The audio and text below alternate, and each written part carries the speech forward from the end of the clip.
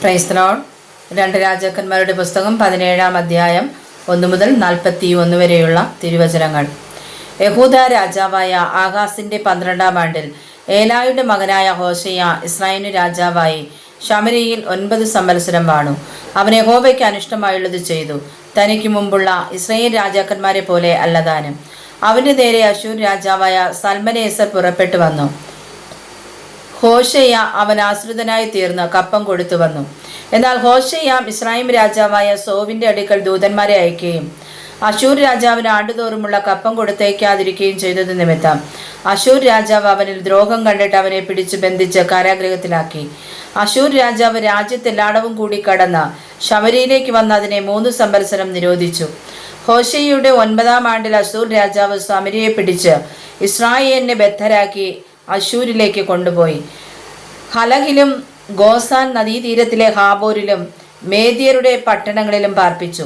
Israel മക്കൾ തങ്ങളെ മിസ്രയീം രാജാവായ ഫറവോന്റെ കൈക്കീഴിൽ നിന്ന് വിടുവിച്ച് മിസ്രയീം ദേശത്തു നിന്ന് പുറപ്പെടുവിച്ചു കൊണ്ടുവന്ന തങ്ങളുടെ ദൈവമായ യഹോവയോട് പാപം ചെയ്ത് അന്യദൈവങ്ങളെ ഭജിക്കുകയും യഹോവ ഇസ്രായേൽ മക്കളുടെ മുമ്പിൽ നിന്ന് നീക്കിക്കളഞ്ഞിരുന്ന ജാതികളുടെ ചട്ടങ്ങളെയും അവയെ നടപ്പാക്കിയ ഇസ്രായേൽ രാജാക്കന്മാരുടെ ചട്ടങ്ങളെയും അനുസരിച്ച് നടക്കുകയും ചെയ്തതുകൊണ്ട് ഇങ്ങനെ സംഭവിച്ചു.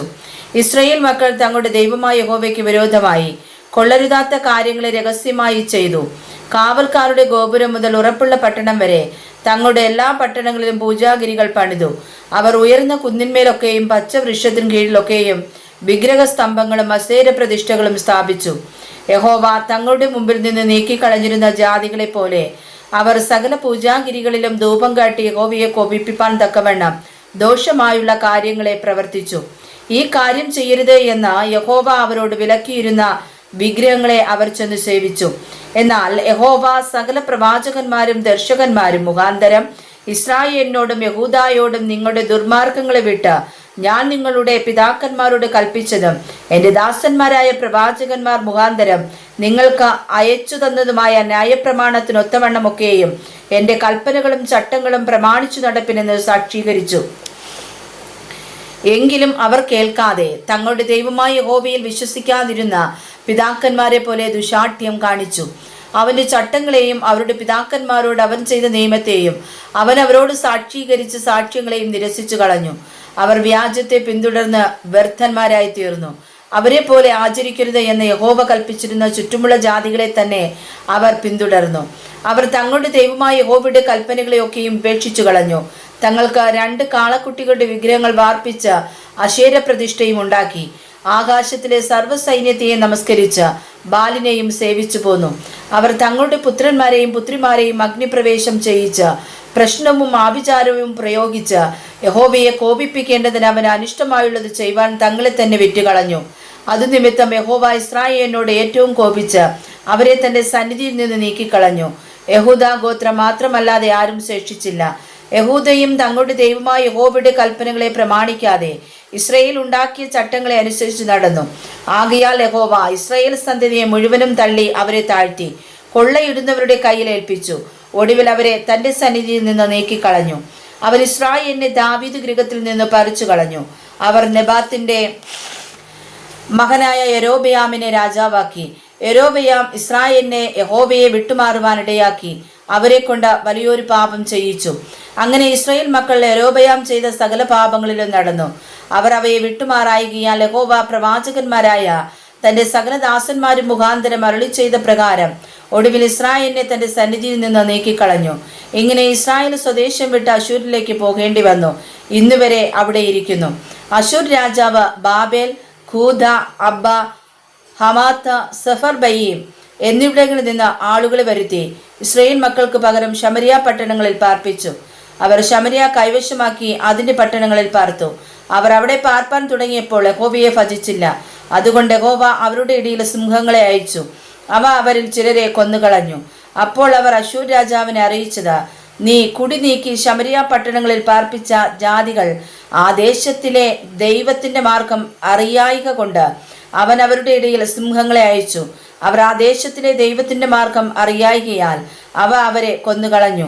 അതിന് അശൂർ രാജാവ്, നിങ്ങൾ അവിടെ നിന്ന് കൊണ്ടുവന്ന പുരോഹിതന്മാരിൽ ഒരുത്തനെ അവിടേക്ക് കൊണ്ടുപോകുവിൻ. അവർ ചെന്ന് അവിടെ പാർക്കുകയും അവർ ആ ദേശത്തെ ദൈവത്തിൻ്റെ മാർഗം അവരെ ഉപദേശിക്കുകയും ചെയ്യട്ടെ എന്ന് കൽപ്പിച്ചു. അങ്ങനെ അവർ ശമരിയിൽ നിന്ന് കൊണ്ടുപോയിരുന്ന പുരോഹിതന്മാരിൽ ഒരുത്തൻ വന്ന് ബഥേലിൽ പാർത്തു.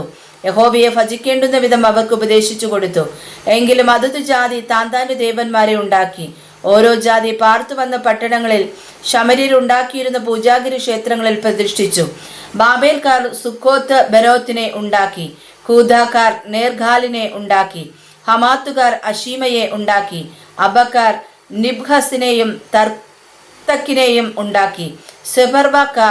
സെഫർവയും ദേവന്മാരായ അദ്രമേലക്കിനും അനമേലക്കിനും തങ്ങളുടെ മക്കളെ അഗ്നിപ്രവേശം ചെയ്യിപ്പിച്ചു.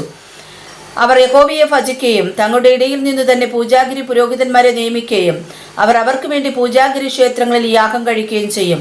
അങ്ങനെ അവർ യഹോവയെ ഭജിക്കുകയും തങ്ങൾ വിട്ടുപുറപ്പെട്ടു പോന്ന ജാതികളുടെ മര്യാദ പ്രകാരം സ്വന്തം ദേവന്മാരെ സേവിക്കുകയും ചെയ്തു പോന്നു. ഇന്നുവരെയും അവർ മുമ്പിലത്തെ മര്യാദ പ്രകാരം തന്നെ ചെയ്യുന്നു. യഹോവയെ ഭജിക്കുന്നില്ല. തങ്ങളുടെ സ്വന്തം പട്ടണങ്ങളെയും തങ്ങളുടെ സ്വന്തം ചട്ടങ്ങളെയും മാർഗവിധികളെയും ആകട്ടെ യഹോവ ഇസ്രായേൽ എന്ന് പേർ വിളിച്ച യാക്കോബിന്റെ മക്കളോട് കൽപ്പിച്ച ന്യായപ്രമാണത്തെയും കൽപ്പനയെയും ആകട്ടെ അനുസരിച്ച് നടക്കുന്നതുമില്ല. യഹോവ അവരോട് ഒരു നിയമം ചെയ്ത് കൽപ്പിച്ചതെന്നാൽ, നിങ്ങൾ അന്യദൈവങ്ങളെ ഭജിക്കുകയും അവയ്ക്ക് യാഗം കഴിക്കുകയും ചെയ്യാതെ നിങ്ങളെ മഹാശക്തി കൊണ്ടും നീട്ടിയ ഭുജം കൊണ്ടും മിസ്രയീം ദേശത്തു നിന്ന് കൊണ്ടുവന്ന യഹോവയെ മാത്രം ഭജിക്കുകയും അവനെ മാത്രം നമസ്കരിക്കുകയും അവന് മാത്രം യാഗം കഴിക്കുകയും വേണം. അവൻ നിങ്ങൾക്ക് എഴുതി തന്ന ചട്ടങ്ങളെയും ന്യായങ്ങളെയും ന്യായപ്രമാണത്തെയും കൽപ്പനയെയും നിങ്ങൾ എല്ലാ നാളും പ്രമാണിച്ചു നടക്കണം. അന്യദൈവങ്ങളെ ഭജിക്കരുത്. ഞാൻ നിങ്ങളോട് ചെയ്ത നിയമം നിങ്ങൾ മറക്കരുത്. അന്യദൈവങ്ങളെ ഭജിക്കുകയും അരുത്. നിങ്ങളുടെ ദൈവമായ യഹോവയെ മാത്രം നിങ്ങൾ ഭജിക്കണം. എന്നാൽ അവൻ നിങ്ങളെ നിങ്ങളുടെ സകല ശത്രുക്കളുടെ കയ്യിൽ നിന്നും വിടുവിക്കും. എങ്കിലും അവർ കേൾക്കാതെ തങ്ങളുടെ പണ്ടത്തെ മര്യാദ അനുസരിച്ച് നടന്നു. അങ്ങനെ ഈ ജാതികൾ യഹോവയെ ഭജിക്കുകയും തങ്ങളുടെ വിഗ്രഹങ്ങളെ സേവിക്കുകയും ചെയ്തു. പിതാക്കന്മാർ ചെയ്തതുപോലെ പുത്രന്മാരും പൗത്രന്മാരും ഇന്നുവരെ ചെയ്തു വരുന്നു. വായിച്ചതായി തിരുവചനങ്ങളാൽ കർത്താവ് നമ്മെ സമർത്ഥമായി അനുഗ്രഹിക്കുമാറാകട്ടെ. ആമേൻ.